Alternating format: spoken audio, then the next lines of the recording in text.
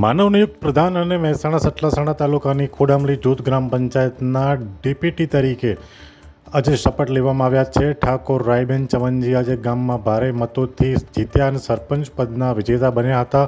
લોકોએ તેમને ખૂબ ખૂબ શુભેચ્છાઓ આપી અને આજે ઉચ્ચ અધિકારીએ રબારી ગોવિંદભાઈ નાગજીભાઈને ડેપ્યુટી સરપંચ પદે નિયુક્ત કર્યા છે. આજે સતલાસણા તાલુકામાં સરપંચ પદના વિજેતા બન્યા બાદ તેમણે ખોડામલી જૂથ ગ્રામ પંચાયતમાં કાર્યભાર સંભાળી લીધો છે.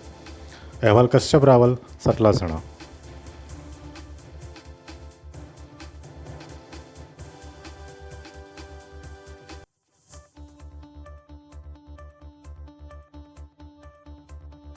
અમે તમને આપીશું પળે પળના સમાચાર. જો તમે અમારા નિર્ભય માર્ગ ન્યૂઝ ચેનલને સબસ્ક્રાઇબ કર્યું નથી તો અત્યારે જ નીચે આપેલા આઇકોન બટન પર ક્લિક કરીને સબસ્ક્રાઇબ કરો અને શેર કરવાનું ભૂલશો નહીં.